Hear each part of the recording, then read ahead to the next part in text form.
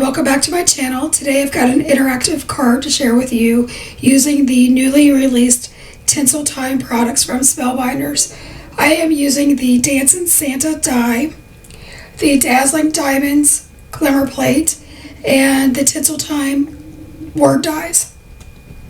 I start out with the Dancin Santa, and I lay out the pieces according to the colors of the suit, so black, red, and white obviously, and then later I do bring in a gold for the buckle. And I run those through my Platinum 6 machine, and then I start with the face. That you're going to notice the face is cut out with white cardstock.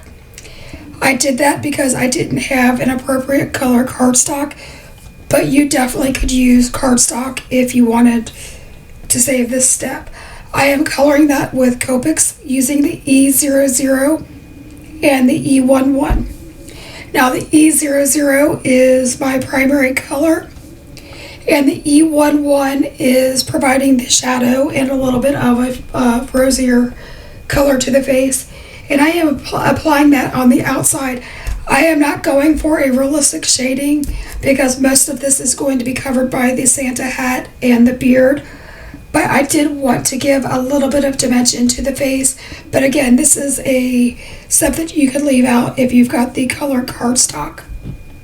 So I start out by assembling the Santa's hat, and I am using the fine nib of Barely Art Glue. This is also available in the Spellbinder shop, and I use the finest nib, and what that does is it allows me to put an intricate bead of glue down so that I can put the white fur strip and the pom-pom on the end.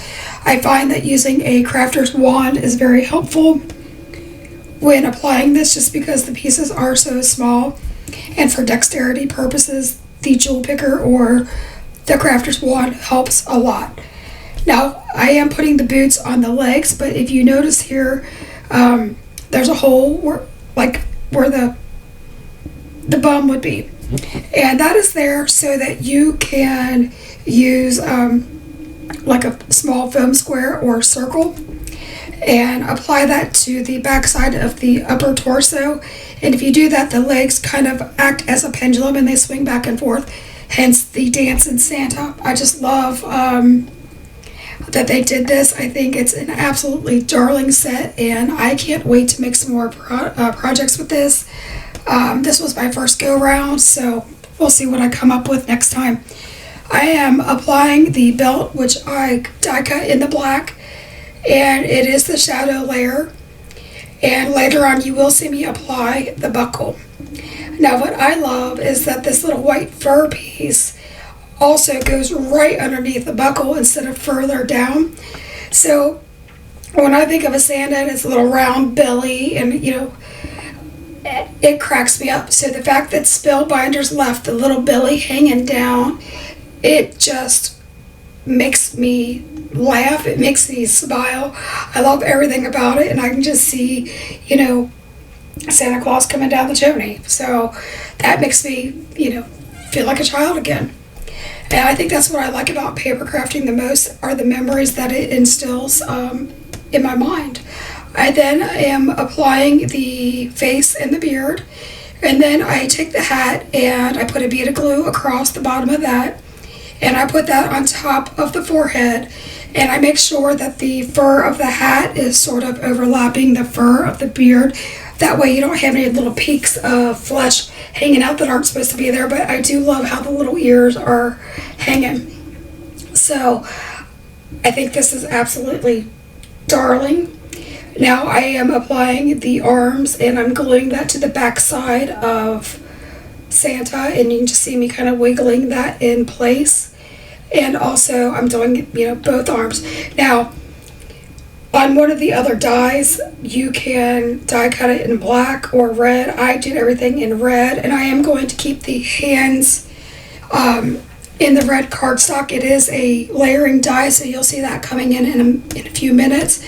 But you could do it in black, and that way you would have black hands, like black gloves, or you could do it in flesh tone and have bare hands. But I would think that Santa in his sleigh would have gloves on. I don't know. So you decide how you want to do it on your project. I kept mine red, right? Here you're seeing that I die cut that belt buckle out in gold off camera, and I love the fact that it's got the S that's cut out in it. Spellbinders has thought of every single detail that you could possibly want with these products. I mean, I'm astounded by the detail. I am also taking an R21 Copic to color the nose, and again I am applying that with a crafter's wand just to keep from trying to have to fiddle with it because I've got fingernails, right? So the one thing that I did find was that I wanted a little bit more stability, so I cut out a little triangle to cover up where the foam dot's going to be, and I also did a little rectangle to go across where the eyes are going to be because I want them backed. And the reason I did that for the eyes is that I'm going to later on take stickles and I'm going to make the eyes black. You could put a gem in there, you could put a piece of black cardstock instead of the white. I mean, the possibilities are endless. So you do see that little foam square sticking out there. He almost looks like a cottontail bunny. And that's what the legs are going to hang off of, and they're going to dangle. Now, I did say that once I remove that backing, I put that little triangle in. You can put any shape you wanted as long as it doesn't show. It's just going to give that a little bit more stability on the back of the card when you finally do construct it. Now, for the little list, Santa's list, I just took an E4 1 and an E42 Copic, and I scribbled down some color. Again, you could use a piece of ivory, you could use whatever color you wanted for Santa's list. You also could stamp a message in there, or some holly leaves, anything that you think of. I mean, the possibilities are endless. I am like I said, this is my first time creating with it, so I'm just checking it out. I also die cut the present in a polka dot green and a blue, so it would have a blue bow on it, and those just layer up nice and easy as well. Now I am putting those one on each side of the arms, and this is where I was talking about the little red hands or the gloves. You can apply those on top of there just so that you have dimension. Again, I think the black gloves would have been fun, and I probably would do that the next time around. So if you have stuck with me so far, I can't thank you enough, and I hope that you will consider liking, subscribing, leaving me a comment. If you have questions, please leave them below, and I will get back with you with whatever you've got. Now I am bringing in the hot foil glimmer plate. It's the Dazzling Diamonds. This is a new release with the Tinseltime products from Spellbinders, and I am using a green prism hot foil. And I do the hinge method, so I tape the top part and then I slide the foil. The pretty side of the foil goes towards the plate, and the silver side, or the not so shiny side, goes next to the paper. And then I heat that up in the hot foil machine, and once that light is blinking, then I put it through my Platinum 6. You will see a little bit of over foiling on my panel, but I don't mind that because it's Christmas and I like the shimmer and the shine. I am coming in with some Simon Hurley fake plant ink, and that's just to give it a little bit more drama, I guess would be the right word. I'm just creating a vignette with that. Any green would work. Now you're going to see that I did use a bigger piece than the A2 card front, and that was just in case my plate moved at all, that I would still have plenty of spots for that hot foil to go down.